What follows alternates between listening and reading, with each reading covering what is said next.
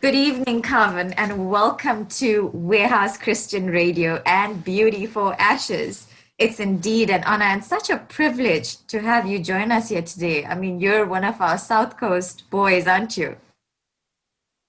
Well, I've actually just moved. uh, I forget how long the year has been, or how quickly everything's happened. But at the end of last year, I can't believe it was last year, I moved from the South Coast, and I'm now in Hillcrest. But yes, I was in Winkelspruit for a long time. Yes, that's right, near our doorstep here.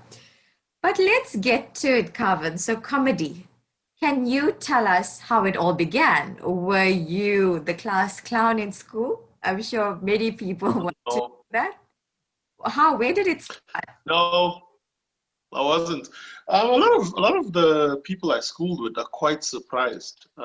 They're quite shocked that I find myself on this particular path. But I would say from the age of 10, I kind of knew that I would take this path. Um, Not as a stand-up comedian per se, but definitely on stage. I went to watch a production at the school. I went to Roseland Primary School in Newlands East, and the high school was Newlands East Secondary School. And when I was in grade seven, standard five, they had a production of Grease Lightning, Grease, the Yes, movie yes, Grease. yes.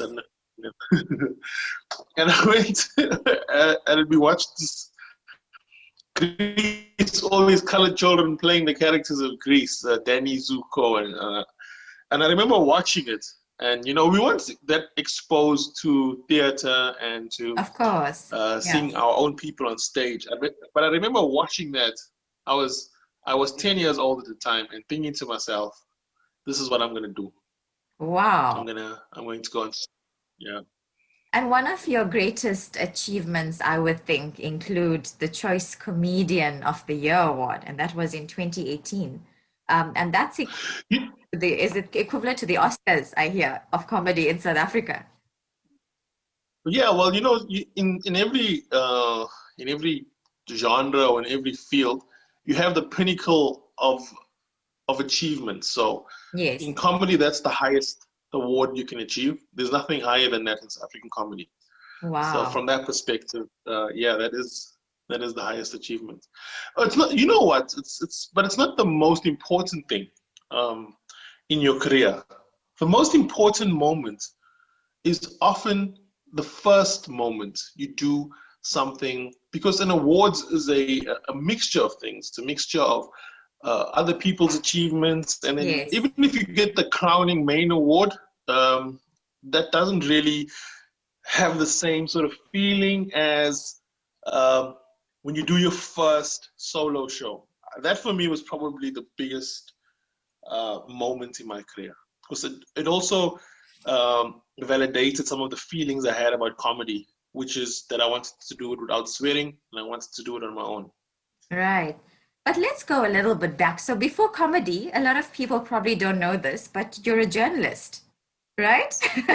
So you were actually a sports reporter on ENCA. How did that come about? Do you want to know the real story about that? No, the Okay, real. We only deal so with the real. comedy is my third career. Journalism is my second. So what happened with journalism is I studied journalism. So when I came out of school, I knew that wanted to be on stage, but studying drama didn't make sense to me. So I thought perhaps I should study something that would still keep me in a public space and I can transition quite easily between spaces. And so journalism qualification made sense. And then, yeah, I studied journalism and I worked. My first job was at the Mercury newspaper, where I was a reporter, crime. I did everything there, court, transport, and then I was an entertainment writer. And it was while I was there really that I started fiddling with comedy. And I went to the Independence on Saturday, and then the craziest thing happened in 2010. A friend of mine, good friend of mine who I studied with, contacted me in a bit of a panic because he worked for ENCA ETV, and they booked a sports analyst, and the sports analyst didn't turn up, but they had everything Wow. set up. So he said to me, can you please just come quickly, and we're gonna make you a sports analyst. So I do have a decent sports knowledge. Football, it was the 2010 World Cup, so I was watching like everyone else was. But I'd never done sports in my life. I'd never covered sports. And it was the only thing I'd actually never done in my 8 years with independent newspapers. And it was something that didn't even interest me, to be honest. But, I never say no to an opportunity or to a challenge. So I said to him, yeah, I'll be there. So I told the editor of the Independent on Saturday where I was working, I'm just going to go do this thing. And he's like, yeah, whatever. Because I had quite a good relationship. One thing I've always had is I've had a very good relationship in my workspaces. Yes. I've always had the best time. If you worked with me, we always had fun. Work was never like boring or dull. And so that I always leveraged that when I needed it. And so I said to him, no, I'm going to go just do this thing. So I went and I did this analysis of this match. I think it was, if I'm correct, it was Holland or the Netherlands versus Japan. And I was just like, riffing and just making it up as I go along. Because obviously I haven't prepared for this particular thing. And anyway, at the end of it, it was so funny because I had alopecia. So I had a big bald patch on the side of my head. But those sort of things don't stop me. No, not at all. Imagine if you had stayed I was gonna be on TV ENCA, with a big bald patch. If you had stayed at ENCA until now, you and Shahan would have made the greatest team ever, right? We actually studied together. Shahan was a year behind me at Tech, and he was at the NCA when I arrived. Yeah. He was there. When I got there, he was already there. I know him quite well. I've known him for a few years. I last saw him, I think it was last year in Cape Town. Anyway, so what happened was I did this and I had this patch. And when my auntie phoned me, she said, how can you go on TV with a patch? So what must I do? She said, put shoe polish or something. No, I'm not going to do that. It's just one-off thing. Don't worry about it. The next day, my friend called me back. He says, hey, the sports editor, he loved your energy and what you were saying and how you were doing it. And he said, can you come back for another one? I was like, okay. So I went back. And then when the World Cup matches started, ETV had a studio set up by the beachfront, and they asked me, he said to me, would you like to be the analyst for like the games for most of the World Cup? And I was like, this is so bizarre. This is not how I planned watching the World Cup or like how I planned my life at all. So I said to him, yeah, of course. I went and spoke to the editor again. I said to him, this is what I'm going to do. He says, no, cool. As long as what you need to do is done, you can go do whatever you like. So there I was, pretending to be a sports analyst. And then 2 months later, they called me and they said, would you like a full-time job here? I said, doing what? They said, just like doing like how you were doing, talking about sports. I was like, cool. Yeah, okay. And so that's how I ended up at ETV. One of the things I've never done is applied for a job. Most of the jobs I've got, someone said to me, hey, there's this thing happening. Would you like to come? And I was like, yeah, I think I would like to come.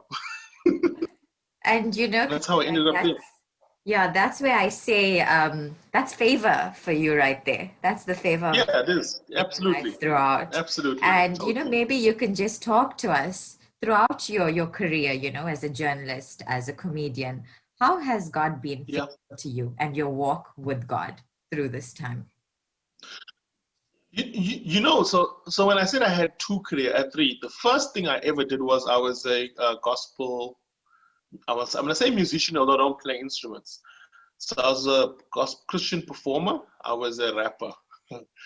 Wow. So I spent from the age of, I think it was 19 till about 23, 24, very actively involved in Christian music. I signed a distribution deal with my friends from high school. We had a group. We had a distribution deal with Sarepta Music, which was a division of Integrity, which is the biggest Christian publishing company in the world. And they had a branch in South Africa. And I started writing music. I wrote for lots of, I've written probably or contributed in writing to probably about 30 Christian songs, which people don't know. Yes. It's like a secret talent I've kept. Every now and then people will still ask for thoughts and songs and that. And I used to ghost write for a lot of the urban contemporary performers. And I used to write for groups MIC, Spin the Flavor. I used to write a lot of their music. The Spin the Flavor's last album, I think I probably wrote half the album before they packed it up. And yeah, and then I started traveling quite a bit, ministering and doing music.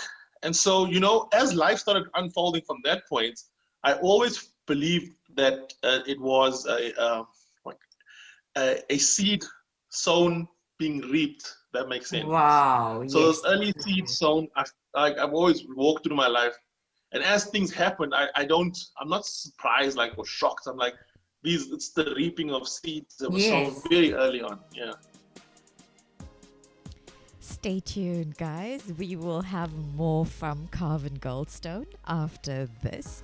Here's a shout out to Charlene Govender, who says that she's loving the show. Thank you for that, Charlene.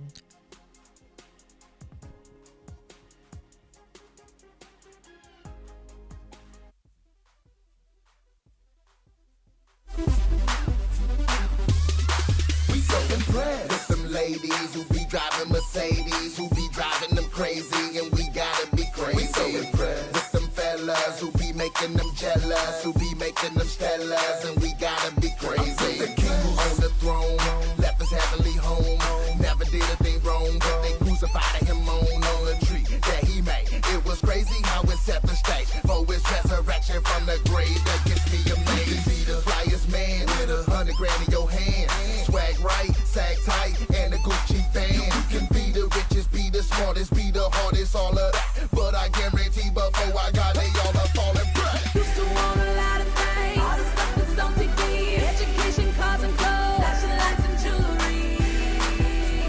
Focused on the wrong stuff. Now I got my eyes on you, and now I know that God is enough, enough. God is enough, enough. God is enough, enough. You are enough, enough. Never too much, much. More than enough, enough. God is enough, enough. You are enough for me. Party like the fast life, hurry, it's the last flight. Chasing all your dreams, this right here could be your last night. And then you finally got your cash right, but it never seems to last right. You know you sick of looking, you sick of chasing. I think you know the truth, you just don't wanna face it. Your life is empty, though you having fun, you never satisfied, you never get enough. You go from thrill seeking to pill popping, from heavy drinking to club hopping. You just can't stop it, like you're a slave, and you chasing nothing all the way into the Used to grave. want a lot of things, all the stuff that's on TV, education, cars and clothes, flashing lights and jewelry. Focused on the wrong stuff. Now I got my eyes on you, and now I know that God is enough, enough. God is enough, enough. God is enough, enough. You are enough, enough. Never too much, much. More than enough, enough. God is enough, enough. You are enough for me. Lord is my shepherd, I shall not want. Takes away my fears, you restore my soul. Off into the sky, the dead in Christ arise. To be with you forever, see with the clearest eyes. Push my inner thirst for something more in life. No money, cars, relationships compare to joy in Christ. Love that front and selfish ones that like the front but self-destruct. No need to stunt, know what I want to keep it blunt. My God's enough. Used to want a lot of things, all the stuff that's on TV, education, cars and clothes, flashing lights and jewelry.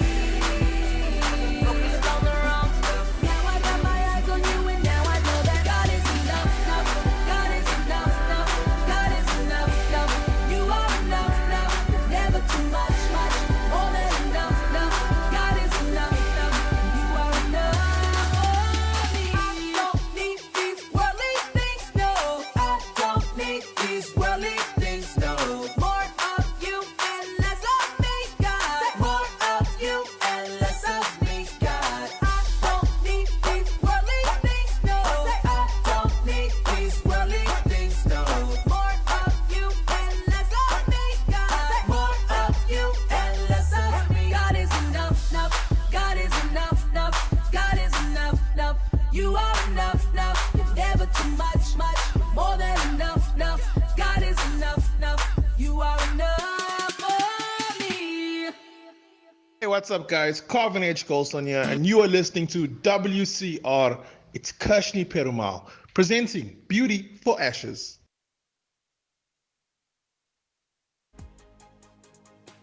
Wow, exactly. And isn't it a beautiful time to be alive during this? A lot of people, shy away from the season because of the pandemic and what it's meant to them. And I know a lot of entertainers have struggled during this time, during this COVID-19 part. How has it been for you? Yeah, it's been difficult. It's been a challenge, and it's also been a time to think and to innovate and to be creative. And so I did create online cartoon adverts for myself as a virtual host, and so I had quite a bit of work to keep me to keep me busy in that space. I've done a few TV adverts, which is things I never did actually. Yes. The last TV adverts I did, national TV advert was. It was a Reebok advert when I must have been like 19 or something, 20. So it's been years since I even looked at that space. But the pandemic made me now start thinking, oh, let me look what's happening out there. And it's quite interesting. I'll be in Scotland next on the 15th of September for a movie audition. Imagine a movie Oh, audition in wow. Scotland. Yeah, there's a movie Lovely. being shot out your way. You guys Okay. probably don't know about it yet. It's probably hearing about it for the first time, but I'll tell you more. Well, thank As you soon as for I know, if I get the that. part, I'll tell you more. That will be wonderful. I mean, we've seen you here. Yeah, but there's a movie. That was one of There's a your movie coming shows out that of I'd Scotland. attended when you came down here Yeah. to the Bell Anchor, and that was amazing. So we'd love to see more of you here doing comedy here. Yeah. Yeah, so I've been trying to actually, after doing the Bell Anchor, I tried a few other options. I did a show at my favorite place to go to in the whole of South Africa, the Blue Marlin. Oh, It's my wow. absolute Yes. favorite place to hang out. I always say to people, you have not experienced the Durban or the KZN beach experience until you've been to Scottsboro Beach, hung out at the Blue Marlin, gone down, and just enjoying the view of the bay, because it's a real bay, like it goes in and it's round. Exactly. And just it feels like a cruise ship. They got the bar outside next to the pool. You just feel like it's as close to a holiday as you can get without traveling too far. Now, I suppose for people who live on the South Coast, they don't see it the same way because it's there all the time. But Definitely. let me tell you, for someone who travels a lot, that place is awesome. Wow, there you have it, listeners, from Carvin Goldstone. Scottsboro is the And place. there's a good bunny shop across the road. Okay, and there we have it. There's also a good buddy shop across the road. So, Carvin, what advice would you give to those that want to pursue a career in the entertainment industry as a comedian? What would you say to them? Wow, my advice is very unconventional. I advise anyone who wants to be involved in entertainment to get a regular 9 to 5 job. Wow. And, Okay. and do well there. So a lot of people think I'm going to say to them, oh, you must follow your dreams and work Yes, hard. that's what I was waiting can for. never, ever lead you down a false path. You might not make it. I tell people all the time, it might not happen. Because why am I saying that? Because I've seen it. I've been around for now, in comedy at least for almost 15 years. I've seen this thing fail for a lot of people. So Yes. my advice, get a job. The success, one of the successes of when I was doing gospel music, and we used to travel quite a lot around the country and internationally. We did a 3-week tour in America, performing the Philippines, and I performed in England too. And in that whole period, I said to the guys I was working with and people who would ask, how do you get this? I said to them, the secret here is having a full-time job. It's having the assurance that you're cared for, that your rent is Yes. paid, that you've got petrol in your car. Because if you're depending on your art form or your hobby to support your life, you are going to start hating it when it doesn't. You're going to start having a toxic relationship with your art form because you need the money out of it. And you don't want to have that, especially early on. You want to have the comfort of nurturing your art form while being able to eat and sleep in peace. So if you want to do anything in the arts or entertainment space, get a full-time job, get your life sorted, get your education sorted, and make sure that you're comfortable, and that if it doesn't work out, you're not going to be destitute. And then when those things are in place, pursue it in your free time as a hobby and out of a love, as opposed to out of a necessity because you have to make the money from it to survive. Most definitely. Some wise words indeed there, Carvin. We're almost at the end of the interview, sadly. Can you tell us, if people want to follow you on social media, what are your handles? How do they get in contact with you to see what you're doing? When's your next? Yeah, yeah. My name's Carvin H. Goldstone. And it is my real name. People ask me if it's a stage name. My first name is Carvin. It's Carvin H. And there's nothing else that goes with it. And you can search Carvin H. Goldstone and you'll find me there. Although, can I just say something about social media, since people are gonna go look Yes, there? no problem. Go Is ahead. that I am trying to pull back a bit from social media. There's a nice balance between peace and having to be in public space to stay relevant, which I'm trying to strike. And I'm trying to strike this balance in a way that brings me peace, but also keeps me in the space. So I think the pandemic has also taught me not to chase too hard, but to Wow. work smart and maintain peace. So I've actually pulled back quite a bit from producing and making stuff because I realized that I feel at peace when I work in the background and do things now and then, and do things effectively now and then, as opposed to just continually spewing stuff. It's a lot of work managing a social media profile. People want to be famous or they want to do well, and I'm not even there. And I'm telling you, it's a lot more work than you think. Wow, there's wise words there with having peace, and peace of mind is what a lot of us strive to get in this day and age. So thank you, Carvin, Yeah, a lot for joining us. cool. And it was such a pleasure having you here. I know that you're really busy. So thank you so much for taking time off your busy schedule and affording us this opportunity to have this chat with you. Thank you so much for having me, Kash. Thanks a lot, Carvin. Take care. Hi guys, we love listening to the show Beauty for Ashes by Kirshni Perumal. Keep up the good work. God bless.